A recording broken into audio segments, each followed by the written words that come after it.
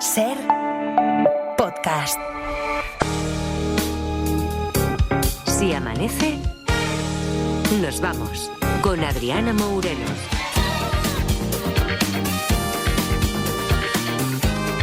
Las 4:05, las 3:05 en Canarias. ¿Qué tal? Muy buenos días, bienvenidos, bienvenidas y felices madrugadas de radio. ¿Podríais vivir sin plástico? ¿Tenéis precaución con el plástico que utilizáis? ¿Ya solo usas bolsas de tela? ¿Tienes bolsas de tela en casa por encima de tus posibilidades?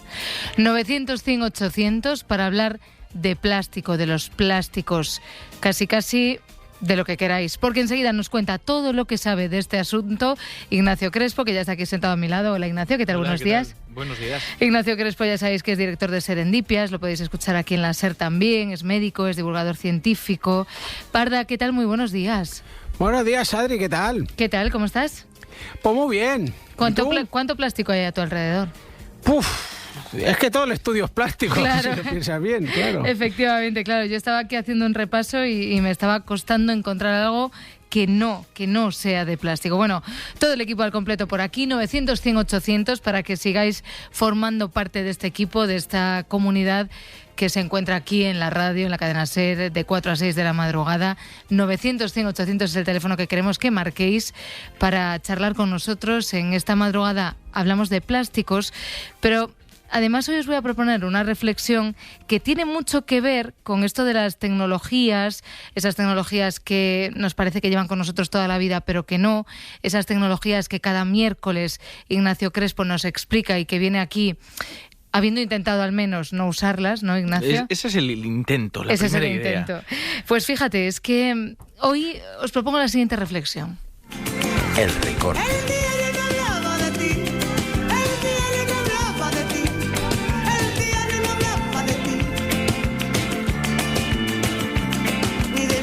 Porque es que El País lleva hoy, 22 de julio, una carta al director. Está escrita desde Londres.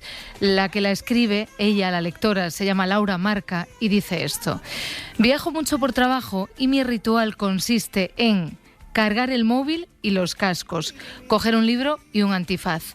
Lo que no contemplo es no hacer nada. No sé aburrirme. En mi último vuelo vi a un señor pasar horas solo mirando a su alrededor, sin móvil ni ordenador, solo consigo mismo. Así que mi primera reacción fue pensar: ¿se le habrá acabado la batería? ¿Le pasará algo? Es triste que estar en silencio y esperar sin llenar cada segundo haya dejado de ser normal. Y añade Laura: en ese no hacer nada, que tanto evitamos, es donde pasan algunas de las cosas más importantes. Aparecen las ideas, ordenamos lo que sentimos, a veces nos encontramos con nosotros mismos. Quizá ese señor no perdía el tiempo y quizá lo que hacía era justo lo contrario. Pero nada decía el programa de hoy de este eclipse de mar, de este salto mortal. 900, 100, 800. Vuestra participación es nuestra única pretensión. Hoy hablamos de plástico. Podríamos empezar hablando de todas estas tecnologías que coge Laura cuando se sube en un avión, que también es tecnología, ¿no, Ignacio? Así es. Escuchando ya con la palabra plástico de fondo, toda esta carta al director que hace Laura, todo era plástico salvo lo que estaba haciendo su compañero de vuelo. Justo, estaba pensando precisamente en eso, que podía haber sido yo ese señor, en mi intento de estar un día sin plástico. A ver, ¿cómo ha ido ese intento de vivir una semana, un ratito? ¿Tienes mono? Una semana. Hombre, no tengo mono porque no ha durado nada. Tengo que decir que ha sido absolutamente desastroso. He estado un día de aquella forma. Vamos a intentarlo justificar. Mi propósito era ese: estar durante el tiempo que pueda, sin una tecnología concreta que hemos dado por hecho, pero que en realidad no lleva tanto con nosotros. Elegí el plástico. Y elegí el plástico aventurándome mucho, porque es verdad que lo estaba pensando ahora aquí en la emisora, lo que decías, cuántas cosas hay a nuestro alrededor que no tengan plástico. Es un buen ejercicio para que haga todo el mundo que nos está escuchando. Claro, es que ahora mismo aquí sentados en la radio, yo creo que no es... No sé. Es que ni el boli, o sea, tendrías que tener un lapicero de madera. Yo llevo un rato tocando la mesa. Sí. Digo, a lo mejor la mesa es de madera. No, pero la mesa seguramente estará laminada. Eso te iba a decir, tiene algo que la recubre que parece de plástico. Espera, ¿sabes qué mesa es de súper plástico la que tiene Lucas?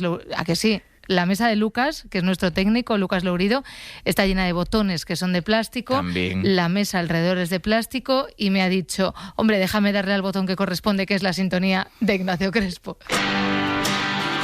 Zona de penumbra con Ignacio Crespo.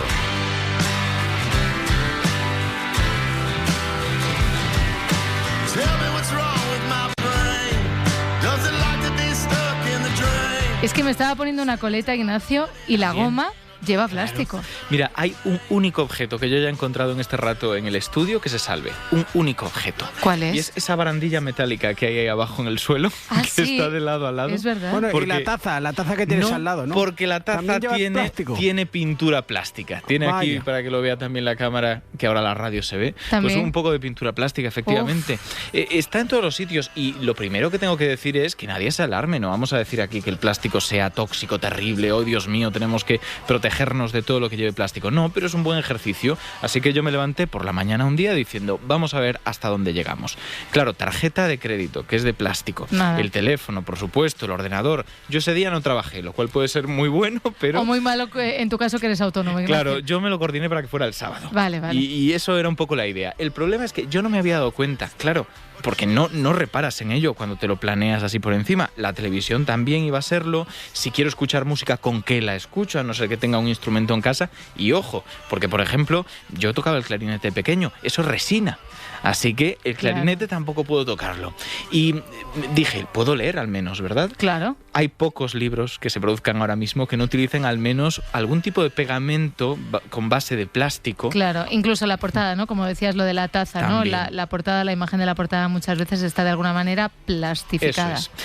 Yo dije, mira, pues vamos a hacer lo que pueda, vamos a coger un par de libros que tenía por casa que eran suficientemente antiguos como para que no tuvieran eso. Uno era una Biblia, evidentemente, que como Claro. ateo me gusta de vez en cuando echarle un ojo. Oye, pero la Biblia que teníamos nosotros en el colegio de pequeños, que la recuerdo perfectamente, que era así como, no sé, una especie de edición bolsillo pequeña, que iba a decir que rulaba por toda la clase, ¿vale? Porque había una como para todos cuando nos enseñaban un poco. Acá había interés ahí, la gente dice, pásame la Biblia. Bueno, no, es que no nos quedaba otra, pero era de o sea, las tapas, la cubierta, Claro. era de plástico granate. Es que... La tuya, ¿no? La tuya era más antigua. Es anterior. También es verdad que era una de estudio filológico, de esta que tiene anotaciones. Entonces, Vale. como es un poquito más elevado eso, es para gente que se deja el dinero, pues aproveché. Y un libro que tenía de mi abuelo, que era un libro de física. Mi abuelo no estudió física, mi abuelo trabajó en astilleros, en Ferrol, y lo tenía ahí de haberse preparado algún examen, alguna cosilla, y le eché un ojo, claro, para encontrarme cómo era de distinto todo aquello. Pero te voy a ser sincero, no duré ni 5 horas. Claro. No tenía nada más que hacer. Bueno, es que no puedes hacer prácticamente nada, claro. Y aparte, la ropa. Que la ropa también plástica. Evidentemente, yo fui con ropa, por eso digo que a medias lo cumplí. Me fui de casa por intentar al menos evitar todo eso, pero en fin, que fue un desastre. Que Vale. para otros Al programas... menos la maneta de la puerta de tu casa no tendría plástico, ¿no? Pues no, pero en fin, todo está rodeado de plástico de alguna Pero el forma timbre o de sí. otra. El timbre, si quieres llamar a algún sitio, sí. Y las luces, y todo. Claro, y yo, cuando has dicho, me levanté por la mañana, cada uno con sus obsesiones, en lo primero que pienso cuando abro un ojo es en el café. Claro, yo, por ejemplo, en mi cafetera no podría hacer café, porque es una cafetera italiana, pero el asa, para que no te quemes, está recubierta de plástico. Fíjate. Y qué bien está recubierta de plástico. Sí, O sea, claro, para que no me queme, celebrarlo, efectivamente. exacto. Hay que celebrar todo eso. Yo tuve suerte porque tomo té y pude calentarlo con un cacito, que tengo cocina de gas, apañé ahí como pude. Pero bueno, todo esto nos lleva a reflexionar. ¿Desde cuándo está entonces el plástico con nosotros? Claro. ¿Cómo puede ser que, ya he dicho, no lleva tanto y sin embargo se ha vuelto absolutamente ubicuo? Tenemos que remontarnos antes de la Segunda Guerra Mundial. Vale. Antes de la Segunda Guerra Mundial había poco plástico en general y fue durante esa Segunda Guerra Mundial durante la que empezó la industria a encontrar otros usos para paracaídas, para cascos de soldados, para mucha producción bélica. Y eso funcionó bien, les dio qué comer, les dio dinero con el que hacer fortuna y acabada la guerra hubo que replantearse cuál iba a ser su futuro. Dijo, tenemos la infraestructura, tenemos la industria, pero ya no tenemos compradores. Vamos a buscar otro tipo de usuario. Vamos a buscar a aquellos que son usuarios de sus casas, del día a día, y empezó a producir pues ropa, zapatos, una serie de productos que como ahora ya tenía toda esa maquinaria creada, era relativamente barato y eficiente hacerlo para producir pues botas, guantes, medias, que antes habría sido absolutamente prohibitivo. Esto es algo que luego veremos más adelante y que es común a todas las tecnologías. A medida que se hace más eficiente la forma de producirlas, descubrimos que podemos usarlas para cosas que antes ni siquiera pensábamos. Claro. Y eso hace que escale. Así que ahí ya vemos cómo va creciendo, pero para que nos hagamos una idea, entre antes y después de la Segunda Guerra Mundial se cuadruplicó la producción de plástico en Estados Unidos. Sin embargo, si queremos hacer una comparación a cómo estamos ahora, la cosa es muy distinta. Estamos hablando de que la producción ahora mismo es de 460 millones de toneladas anuales de plástico frente a los 2 millones simplemente que se producía por aquel entonces. Eso es muchísimo plástico. Eso es muchísimo plástico. De todos modos, nos hemos remontado a cuando aparece en nuestra vida de forma frecuente. Pero a mí me gusta que vayamos un poquito más atrás y digamos por qué empezamos a buscar el plástico. Pues sí, claro. La historia no es tan sencilla y fíjate que además dije que estaba leyendo Moby Dick la semana pasada. Sí, es verdad. Tiene que ver con esto que vamos a contar. Fíjate. A ver. Moby Dick te cuentan que el capitán Ahab, que está obsesionado con la captura de ese cachalote medio albino, que en realidad no es así la historia, pero bueno, vamos a dejarlo así, tiene una pata de palo, pero no es de palo, es de marfil. Es una pata que ha perdido él su pierna y la sustituye con un material que en este caso dicen marfil de ballena. Son huesos, no es el marfil que entendemos del elefante. Pero era un material que suplía las funciones que necesitaba. Era relativamente impermeable, tenía cierta dureza, podía soportar su carga, era relativamente barato porque él siendo ballenero podía obtenerlo. Y es verdad que las patas de hueso, de mandíbula de ballena o de cachalote no eran lo más frecuente, pero el marfil de elefante, esto sí, los colmillos de elefante, sí se usaban para muchas cosas, entre ellas para hacer bolas de billar. ¿Bolas de billar? Bolas de billar. Las bolas de billar estaban hechas de marfil de verdad. De marfil de verdad, de colmillo de elefante que se utilizaba para ello y durante el siglo XIX se popularizó mucho el billar. Tanto que empezó a escasear el marfil. Había que matar tanto elefante, transportarlo, hacer las bolas, que decidieron hacer una especie de concurso. Y en 1863 se plantea este reto y John Wesley Hyatt, un americano, dice, vamos a intentar encontrar otro material que lo sustituya para reclamar el premio, para ganar. Y dándole vueltas, descubre el celuloide, que a todos nos sonará del cine. Claro. Esas películas, que eran tremendamente inflamables. Sí. Teníamos delante de nosotros el primer polímero artificial, un plástico, que llamamos ahora entraremos en qué lo caracteriza, pero un primer plástico artificial producido a partir de celulosa, que es lo que hace pues, los tallos y los troncos de las plantas, el algodón. Derivándolo a partir de ahí, consiguió producirlo, pero como digo, es muy inflamable. Las bolas de billar, había ocasiones en las que en principio cuentan las historias que colisionando entre ellas prendían fuego. Simplemente. Bueno, claro, es que un buen golpe de billar también... Eso es. Claro. De todos modos tenía otros problemas. Tenía el problema de que no pesaba lo que debía para ser una bola de billar, no rebotaba como debía, así que, bueno, no fue muy lejos, no consiguió ganar el premio, pero fue un primer paso. Y a partir de ahí hubo toda una escalada. Unos años después se desarrolló la baquelita, que sí que empezó a utilizarse mucho en plástico. La baquelita. Que es la que huele a rayos cuando se quema en el fuego. Efectivamente, y la baquelita de la que es el material... no voy a decir como muchos compañeros de deportes con la Copa del Mundo del que están hechos los sueños, pero un poco sí, porque de baquelita son toda una generación de radios antiguas que están hechas de baquelita. De hecho, yo tengo una en casa. Justo. Y son preciosas, la verdad. Pues no la pongas a fuego. No, ya cerca de la chimenea, ¿no? No, pero bueno, ya era más estable, ¿eh? La baquelita tenía esto de positivo, que aguantaba más. Realmente el celuloide que creó Wesley tuvo muchos usos, le dio fortuna, pero le dio fortuna no como estos plásticos útiles que pensamos, sino como algo estético. Se dio cuenta que se podía pintar y claro, podía hacer perlas falsas, podía hacer caparazones de tortuga falsos también, que la se bisutería, vendían. Todo era bisutería, ámbar, etcétera. Pero esta baquelita fue un primer paso, ya estamos en 1907 más o menos, principios del siglo pasado, y a partir de ahí vamos viendo otros. Vemos que se desarrolla en los años 20 el poliestireno, que vale para aislar, es entre comillas, el porespán de toda la vida, ¿no? El vinilo, de los vinilos que era bastante más rígido, pero flexible, tenía de repente utilidades, como vemos, los plásticos aportaban ahí propiedades mecánicas distintas. Claro. El ser resistentes a determinadas condiciones, ser baratos, que también era importante. Y cuando decías lo de las bolas de billar, claro que en el caso de las bolas de billar era un defecto que no pesaran, para Eso otras es. cosas era una grandísima virtud. Hombre, por ejemplo, para hacer materiales de aviones. Claro. En la Segunda Guerra Mundial, algunas de las piezas de los aviones estaba producida de esta forma precisamente para aligerar. Claro. Y además, ojo, esto es interesante, reducías las necesidades de combustible. Y por lo tanto contaminaba menos el vuelo, que no era lo que tenían en mente. Pero era nos, así. nos vamos dando cuenta de que igual el plástico no es todo negativo, tiene sus cosas positivas. Bueno, después del vinilo vino el acrílico como algo transparente, de nuevo propiedades ópticas en este caso, para sustituir cristales que son interesantes. El nylon, cómo de importante fue para los Madre tejidos. mía, claro, para toda la industria textil. Pues llegaría el poliestireno, llegarían todos estos plásticos modernos que disfrutamos ahora. Y la gente dirá, ¿qué tienen en común todos estos materiales? Sí. ¿Qué es entonces el plástico? Claro, que es el plástico, efectivamente. Pues para hacer un resumen así muy muy breve, partimos de dónde nace. Nace del petróleo, del gas natural, esto nos sonará a todos, y hay quien piensa que eso significa que es coger el petróleo, darle la forma, porque el petróleo ya es plástico de alguna forma. Y no es exactamente así. Vale. El petróleo nos interesa porque tiene grandes cantidades de carbono.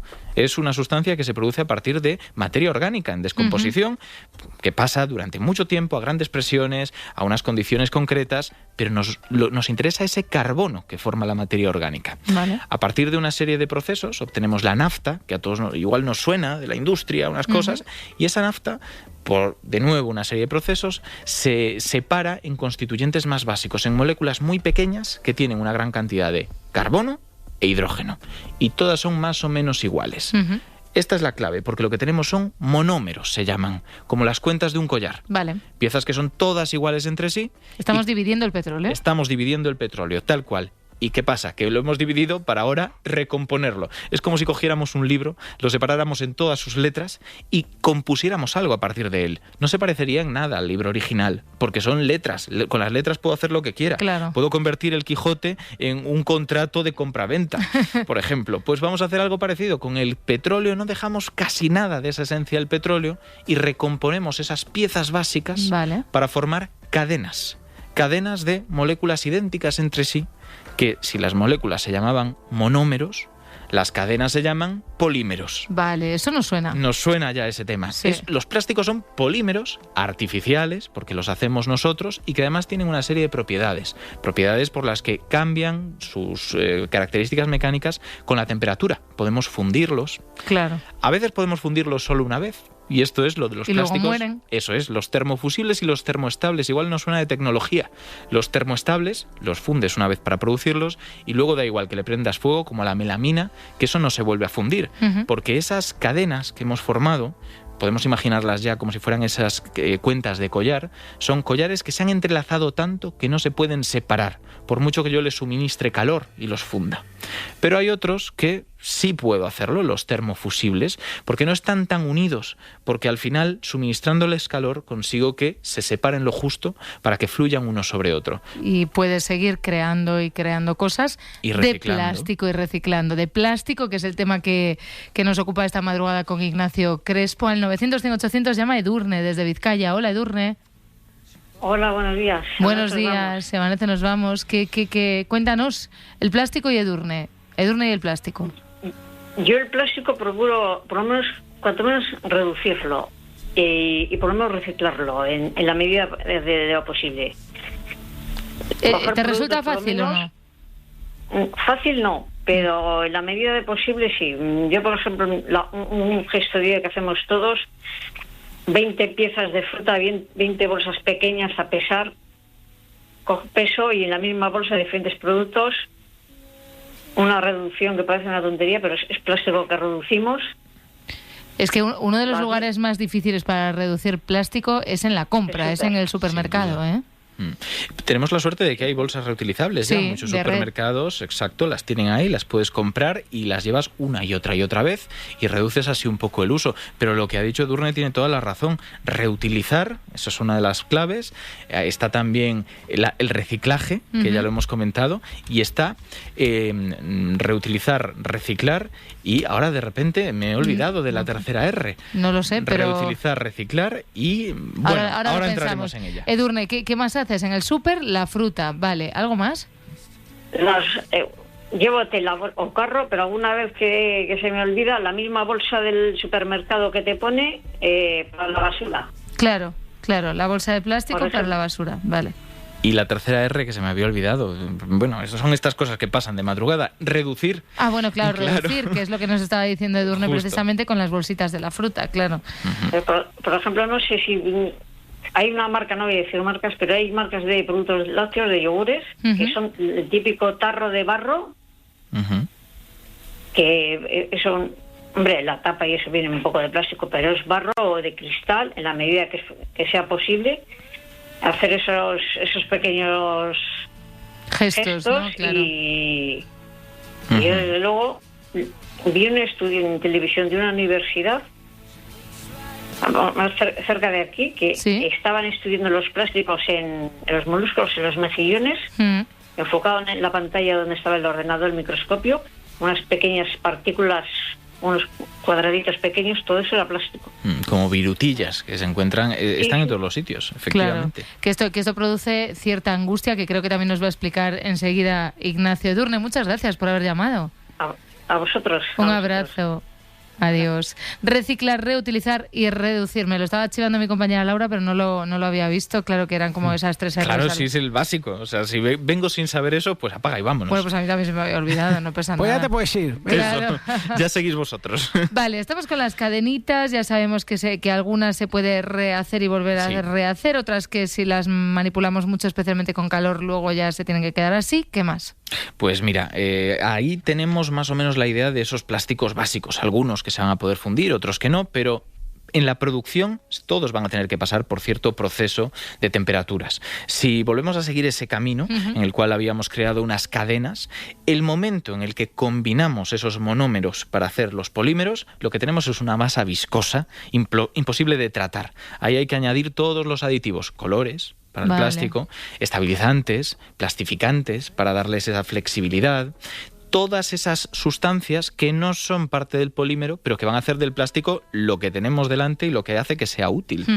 Y a continuación, eso se convierte en pequeños pellets, en pequeñas bolitas que se transportan de forma más fácil para que ahí sí sean fundidas por la industria. Y que cada uno haga con su plástico lo que quiera. Eso es, y ahí tienen distintos modelos. Además son muy chulos, muy gustosos de ver, voy a decirlo. Si la gente se pone a cotillear por YouTube, uno de esos días que se permita usar el plástico y por lo tanto el ordenador, encontrará que se inyectan como si fueran sopladores de vidrio, pero en vez de con vidrio, con plástico, dentro de moldes con todo tipo de formas, los patitos de goma, pues por ejemplo piezas como de los micros que tenemos delante, las fundas de los teléfonos. Luego hay otras que lo hacen comprimiendo entre dos planchas. Hay distintas formas de obtener ese plástico y así es como obtenemos un poco pues la variedad de piezas que tenemos a nuestro alrededor.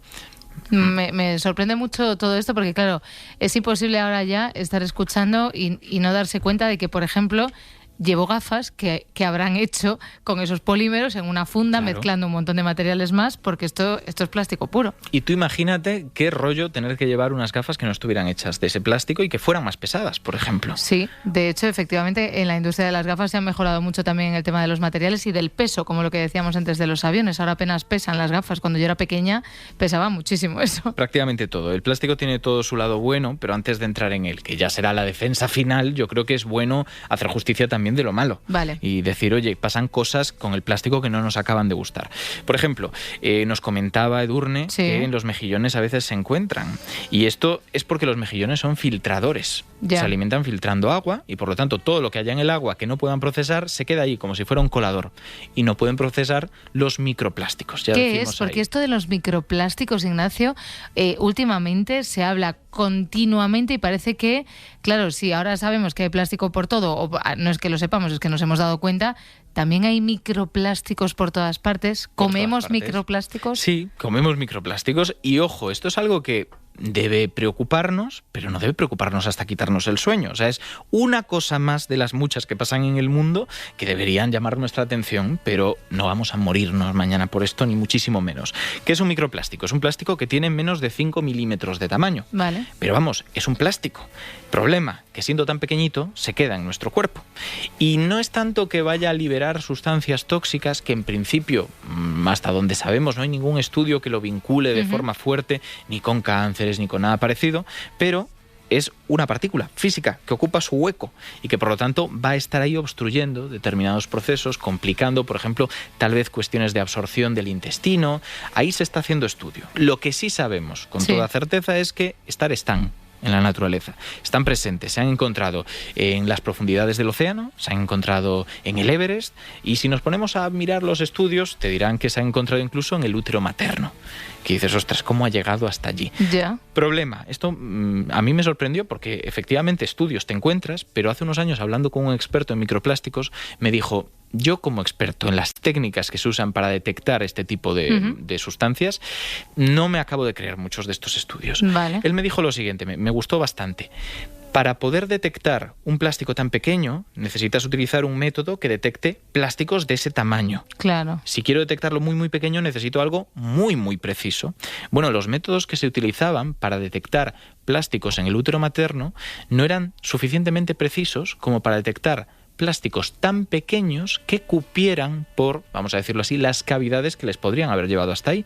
Así que hace pensar que fue más un error de esos estudios que otra cosa. Tú imagínate que mis ojos son suficientemente malos como para que no sea capaz de distinguir un perro, si lo veo. Necesito ver algo más grande, como una vaca. Y de repente yo te digo que dentro de una caseta de un perro, por donde solo puede entrar un perro, he visto algo. Ya. Es poco creíble que sea una vaca. Vale. Así pero sí que hay otros estudios más creíbles, como lo que decías, ¿no? En el fondo del mar hay microplásticos, como decía Edurne, en un mejillón te puedes encontrar un microplástico y eso sí de momento está estudiado. Está estudiado. Vale, vamos a seguir tratando el tema de los plásticos. Estamos en la parte negativa, ¿vale? En lo malo que hay en muchos plásticos y en esa palabra mágica que usamos desde hace algún tiempo, en eso de los microplásticos, ¿vale? Nos damos 2 minutos y seguimos aquí en la SER con Ignacio Crespo.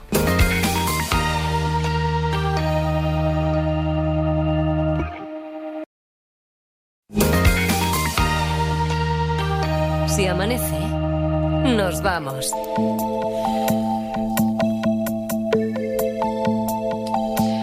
Cuatro y 34 de la madrugada, estamos hablando de plásticos, lo hacemos con Ignacio Crespo. Ya sabéis que cada madrugada de miércoles él llega aquí y nos plantea que ha intentado vivir con una de las tecnologías que tenemos ahora y que forman parte de nuestro día a día. Lo del plástico se le ha puesto muy complicado. Le preguntaremos, yo que sé, en algún momento a Luismi también cuánto plástico usa él, porque claro, un termómetro a priori es de cristal, pero ¿cuántos elementos habrá en la meteorología que sean de plástico? De momento lo que queremos saber con Luismi Pérez es qué tiempo hace y dónde va a estar ahora el calor. Luismi Pérez, buenos días. Buenos días. Hoy el extremo calor se va a situar básicamente en el Alto Guadalquivir. Por ejemplo, en la provincia de Jaén rozaremos los 45 grados, pero también más de 40 en gran parte del sudeste del país, el Valle del Ebro, el Valle del Júcar. Hoy también más calor que ayer en Canarias, especialmente en medianías con más polvo en suspensión y algunas tormentas. Cuidado, nuevamente en el sudeste del país, que como ayer vendrán con vientos muy fuertes, con algunos reventones cálidos que se llama. Y hoy vamos a hablar de cómo las ciudades afectan a la meteorología y de hecho cómo acaban manipulando incluso las condiciones locales de esa atmósfera. Por ejemplo, el entramado urbano, especialmente donde tenemos edificios más elevados, donde hay rascacielos, donde hay grandes ciudades, puede provocar corrientes de aire que las hace a esas ciudades un poquito menos calurosas de día en las jornadas de pleno verano. En cambio, por la noche no hay quien duerma, porque esas temperaturas son más altas que su entorno, lo que se llama isla de calor. Todo eso tiene que ver con esa fisonomía y con esa característica de las grandes ciudades. Y además, está demostrado, las ciudades de una cierta entidad son más lluviosas, parte tiene que ver con ese entramado urbano que os decía, también parte tiene que ver con la porquería que tienen las ciudades. Vale, pues ya está, si le llamamos pues si hay que decir porquería, se dice porquería. David, desde Balmaqueda, ¿qué tal? Buenos días. Hola, buenas noches. Yo a estas horas llamo buenas noches más que buenos días. Pero bueno, un placer escucharte, Andrea, y a Ignacio Crespo, un erudito fenomenal. ¿Qué sí. tal? Pues aquí hablando de Adriana plástico. también, es un placer escucharla. Claro, se ha equivocado con los dos, ni yo erudito ni tú, Andrea. No, hay Andrea, me han llamado, me ha dicho que era Andrea. Adriana, pero bueno, Adriana, no te preocupes, es un clásico en mi vida, no pasa nada. Al menos nació Aitana, que es lo típico. Bueno, ¿no? yo me llamo David de Jaime, me llaman Jaime toda la vida. Claro, también. David, ¿y cuál es tu vínculo? ¿Por qué llamas cuando has escuchado lo del plástico? ¿Qué querías plantearnos? Porque creo que es la espada de Damocles, sinceramente, que estamos pillados en esta vorágine circular de petróleo y de que no se... Tú has dicho lo negativo es que esto no se recicla, o sea, no se elimina en cientos de años. Uh-huh. Estamos dejando una herencia a nuestros hijos. Yo tengo 3 hijos, soy economista y sé que estamos contaminando el mundo, y aunque Ignacio diga que no es perjudicial... No, estaba diciendo que de momento íbamos con las cosas no tan malas y luego... Eso es. Pero que totalmente de acuerdo que medioambientalmente es un grandísimo problema, la gestión de los residuos. Justo íbamos a entrar en eso. Es brutal, sí. Estamos dejando una herencia ecológica y mundial ambiental a nuestros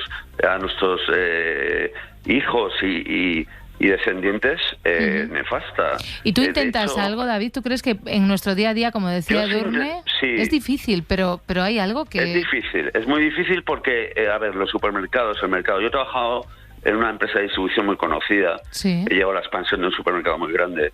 En el negocio de distribución es imposible evitar que se utilicen actualmente plásticos en la distribución, en los productos. Se está haciendo una mejora, siempre hay departamentos de organización y métodos que intentan mejorar, como pagar la bolsa de plástico, utilizar, como habéis dicho, Ignacio, muy bien, bolsas reutilizables, ecológicas, pero el mundo actual, la sociedad económica y financiera, que yo soy financiero, es inevitable utilizar este material, que es derivado del petróleo encima, que es un componente, como habéis dicho muy bien, del carbono, pero que no se puede eliminar en miles de años. Entonces, yo he visto fotos de peces con los estómagos llenos de plástico, gaviotas, pájaros, el ser humano en el intestino te obstruye, y yo creo que no se puede hacer nada, que estamos en una vorágine. Tenemos buenas noticias. Se puede hacer cada uno a nivel personal, individual se puede hacer, pero a nivel global es imposible. Fíjate que industrialmente es muy interesante porque se está intentando buscar otras materias primas que no sean el petróleo para poder producir los plásticos. Por ejemplo, ecológico. Claro, exacto. Por ejemplo, productos de la desbroce de montes, en general, biomasa, que pueda ayudarnos a producir bioplásticos que, en lugar de degradarse en cuestión de 600 años, pues se pueden degradar en las situaciones adecuadas en cuestión de unas semanas. Mira. Pero una pregunta, Ignacio, ¿tú crees que actualmente en el 2026 estamos ya en situación de un mundo globalizado, contaminado de plásticos? ¿Podemos hacer algo ahora, actualmente ya? No estamos tarde ya, no estamos dejando. Entonces, esto ha sido un error comercial, industrial, económico, global del uso de este producto, que yo creo que no hay marcha atrás. Ya vamos a dejar una mierda de mundo. Joder, David, no nos dejes así, ¿vale? Yo te diré no, habéis dicho lo negativo, Adriana. Sí.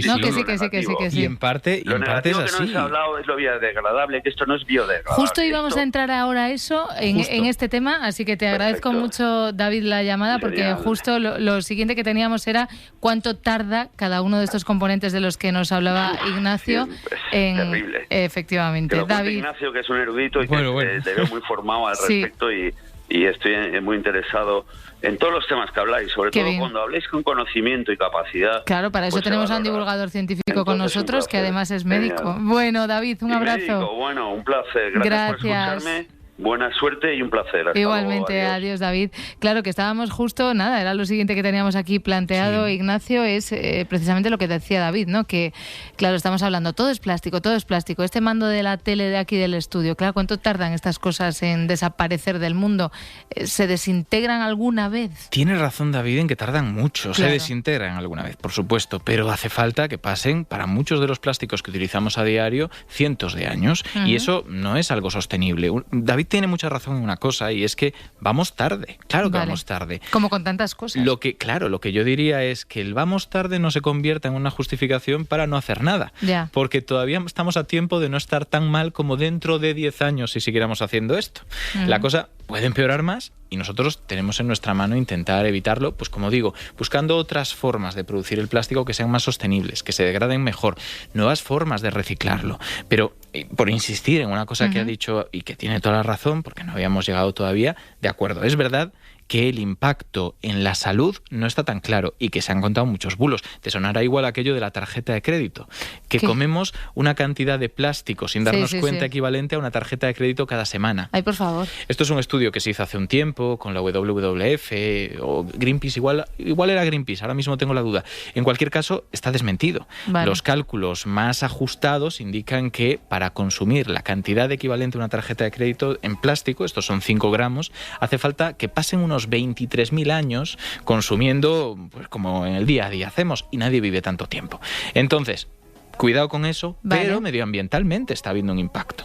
Nos sonará el concepto de basuraleza. Sí, claro. Claro, y vamos al campo y nos encontramos todos esos plásticos guarros que deja la gente. Sí, y en la playa, ahora que es verano, mucha gente va a la playa, uno se pasea por alguna playa y se encuentra efectivamente que el mar devuelve pues varias cosas, muchas de ellas son de plástico. Por ejemplo, y en el mar pasan más cosas, y es que tenemos esa isla de plásticos de la que se habla. Es verdad, eso se habla mucho, existe esa isla de plástico. Existe, y estamos hablando de, a ver, el caso es que no es tanto una isla como imagina la gente, pero sí una zona. O sea, no es una isla, quiero decir, no puedo ir ahí y poner una toalla encima del plástico. No. Son trozos de plástico, muchos de ellos que son imperceptibles a la vista, pero que están flotando a lo largo de una superficie de 1,8 millones de kilómetros cuadrados. O sea, es 3 veces España, es una barbaridad en el océano.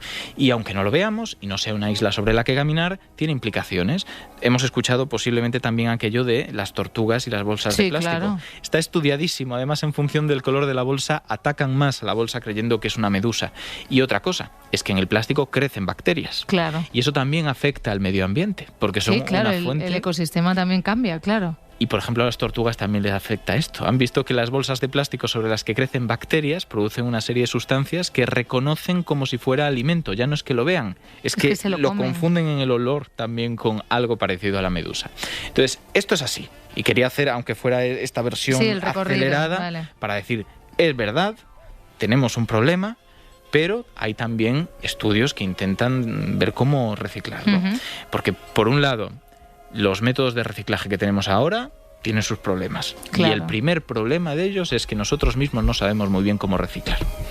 ¿Cuántas veces hemos llevado las bolsas al cubo y hemos tenido la duda de si va aquí, si va allá? Bueno, y en casa, o sea, ¿cuántas veces en casa, frente a las 4 o 5 bolsas de basura diferentes, coges un objeto que se salga un poco de lo cotidiano y dices, uff, ¿y esto qué es? ¿Dónde va? Claro, porque esto tiene plástico, pero yo qué sé, por ejemplo, a mí me pasa mucho con los cepillos de dientes que ya tengo que tirar. Yo nunca sé el cepillo de dientes, digo, vamos a ver, esto está hecho de plástico, pero a la vez no creo yo que esto se pueda reciclar. Pero claro, tirarlo en la basura normal, en la orgánica no vale, pero en la normal, un cepillo de dientes, ¿dónde lo tengo que tirar? Pues mira, yo creo que está bien que si quieres hagamos un repaso muy rápido, no vamos a poder ir caso por caso, pero para que la gente aclare unas cuantas dudas. Venga. Contenedor amarillo, la gente pensará que es plástico y la gente pensará, igual tengo que tirar ahí el cepillo de dientes. Yo lo he pensado muchas veces. El primer error es pensar que el contenedor amarillo es para el plástico. Vale. El contenedor amarillo es para envases y por eso se meten también latas. Claro. Pero no es para metal, ¿verdad? No. Es para latas. Pues lo mismo con el plástico. Vale. No es para que tiremos los juguetes del niño, los cepillos de dientes, es para el brick de plástico, las bandejas del supermercado. El envase del paquete de los 5, por ejemplo, 4x5 de cepillos de dientes, ¿esos que hay? Eso sí, quitándole el cartón, porque el cartón iría al contenedor azul. Bien. Y vamos ya a ese, donde vamos a tirar celulosa en general, ya sea cartón, papel, y aquí hay algo importante, limpio. Limpio. No vale la caja de la pizza que pides los viernes. Eso es, eso tiene que ir a otro lado y lo iremos viendo ahora poco a poco. Entonces ya tenemos más o menos claro, de nuevo, hay excepciones, hay cosas, pero con esto ya estamos aclarando algunas dudas. Vale, perfecto. Siguiente, el contenedor verde. No es el contenedor de vidrio, es el contenedor de envases de vidrio. Vale. Significa que si se me rompe un espejo no lo tiro ahí. Y una copa tampoco. Ni una copa, ni un vaso, es para botellines, es para tarros, es para este tipo de productos. Entonces, vamos viendo las diferencias. ¿Frasco de colonia también? Pues, por ejemplo, frasco de colonia en principio iría ahí, hasta donde yo entiendo. Vale. Que como digo, como puede haber mil excepciones, pero ya vamos aproximando algo más respecto a lo que creíamos. Luego, no es lo mismo orgánico que resto. Ya. Que esta es otra cosa que a veces en las casas falla. Y orgánico entenderemos que es todo aquello que es materia orgánica, en principio. Pues las raspas del pescado, una servilleta manchada, que eso como es papel, pero está sucio, tiene que ir aquí. ¿Pero qué no va? No va el polvo, por ejemplo, que recojamos de la casa. No van esos cristales rotos tampoco, que hemos dicho que no iban al vidrio. No va tampoco la arena del gato.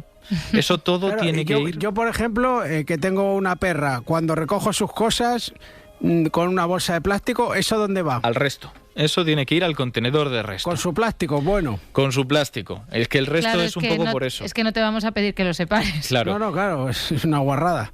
Pero fíjate que hay otra cosa, que se olvida la gente por lo general, y yo el primero, que lo descubrí no hace tanto, y es que la bolsa para el contenedor de orgánico no puede ser de cualquier tipo. Claro, porque entonces incurriríamos en el error así como de base, ¿no? Eso que si la bolsa es de plástico, pero pretendemos que eso no genere plástico... Por ponernos, pues vamos a comprar bolsas compostables que las utilizamos ahí, exacto. Y que valen una pasta. Es verdad que son por un poquito... Las de perros, ya te digo yo que valen bastante. Sí, son bastante más caras, eso efectivamente. Pero es un buen primer paso. Al 900-800, Romu, desde Roquetas de Mar. Hola, Romu. Hola, Semanece nos vamos. Semanece nos vamos. Es que me interesa mucho hablar con Romu porque Romu... Uy, Romu, la de tuppers. Ahí está. Romu tiene muchos tuppers porque tiene un negocio de comida preparada, está cocinando y cuando uno cocina genera muchísima basura. ¿Que sí, Romu? Ahí voy yo. Yo soy, el culpable número uno. No se trata de buscar culpables. Genero un montón de envases. Yo quería hablar sobre el tema que ha hablado Ignacio, sobre el contenedor de plástico. Vale. Que claro, como muy bien ha dicho él, no es de plástico. Es que me he encontrado muchas veces al ir a tirar los envases, ahí van los envases, no va el plástico, pues una manguera, claro. un capazo de estos que utilizan para un cubo. Sí. Y claro, quería hablar sobre eso, sobre que el contenedor de envases es para envases, no para todo el plástico que hay. Ahí se meten los Tetabricks, se meten las latas. Eso es. Incluso creo que también se meten los envases de estos que vienen con las fresas. Sí, claro. Creo que también se meten ahí. Eso es. Pues nada, quería hablar sobre eso. Romu, claro. Que yo soy un productor de plástico, productor no, yo no lo produzco, pero claro, es que ¿qué tipo de contenedores tienes en el negocio? De los grandes de hostelería, pues claro. Los típicos, son los típicos de raciones de pues para llevarse pues la ensaladilla rusa. No, pero yo te preguntaba por tu bolsa, iba a decir. ¿Lo que compro? No, al revés, es tu contenedor, tu papelera. La del negocio, que tiene que ser muy grande. ¿Dónde tiras las cosas cuando estás en el negocio? Yo tengo tres. Una para el vidrio, una para los envases y otra para el resto. Claro, pero digo que serán muy grandes. Que tengo disponibles. Claro. Romu, ¿y te viene mucha gente con su tupper o con su propio...? Pues alguno que otro viene, sí. Alguno que otro viene. Claro. Pero no lo suficiente. No la mayoría. Pero yo creo que la base está en la gestión que hagamos de esos envases. Si los tiramos directamente a la basura o los desechamos donde no debe, es más difícil reciclarlos. Claro. Y luego que hay que pedir responsabilidades a las personas encargadas de gestionar estos residuos a gran escala, ¿no? Claro. De reciclar, porque no vale solo que hagamos nosotros nuestro trabajo en los contenedores. Ese sería el siguiente paso. Romu, pues muchas gracias por haber llamado. Nada, vosotros. Un abrazo. Adiós. Venga, igualmente. Adiós. Claro, el siguiente paso sería pedir responsabilidades al que tiene que reciclar. Hombre, si de repente se junta todo, que es el típico bulo que se dice, ¿no?, para no reciclar, bueno, que no se haya gestionado todo de la forma ideal no quiere decir que no se hagan las cosas bien en general.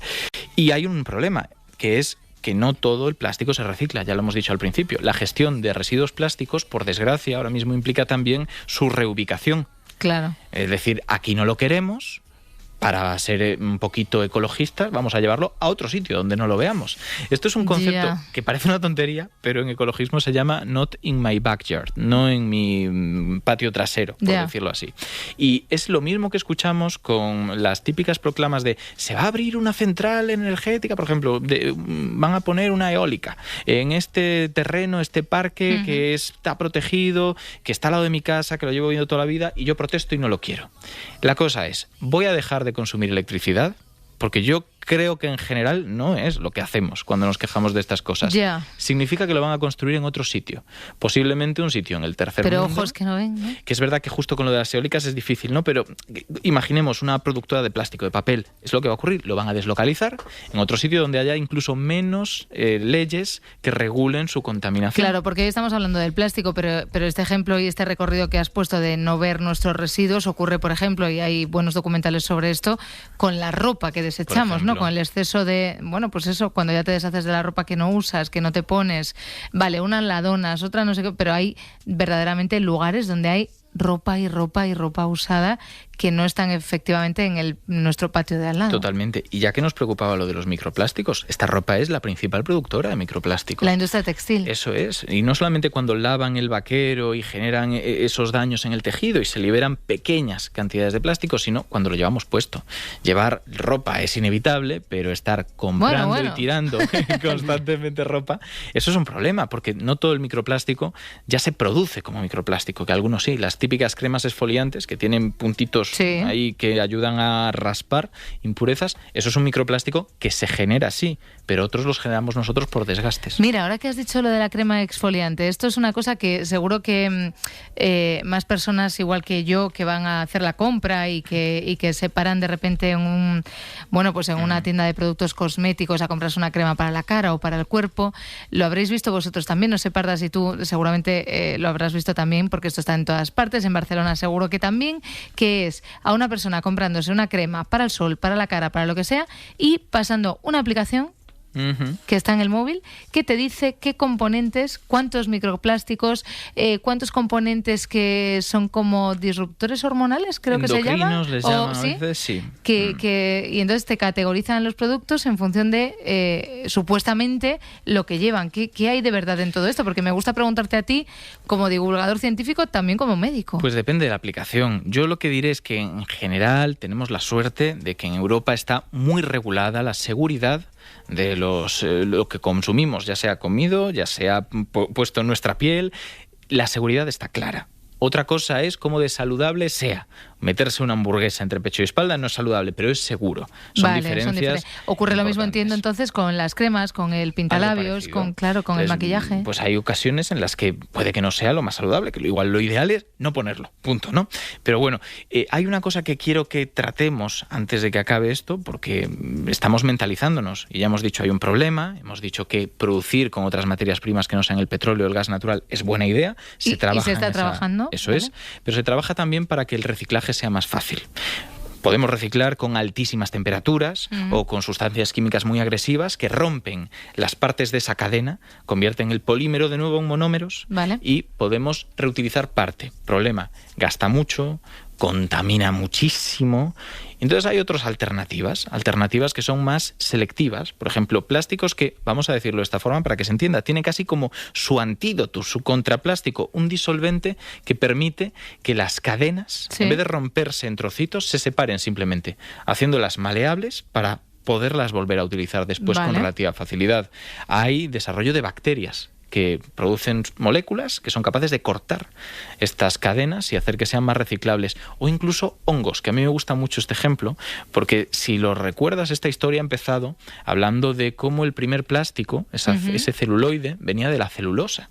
la celulosa de los árboles, de las plantas. Bueno, los hongos son unas máquinas de degradar celulosa, cadenas largas de monómeros, formando polímeros naturales, que no son plásticos, y de ese mismo modo los hongos se pueden modificar para que también corten, no en este caso la celulosa, sino los plásticos, las cadenas largas que nosotros creamos. Vale.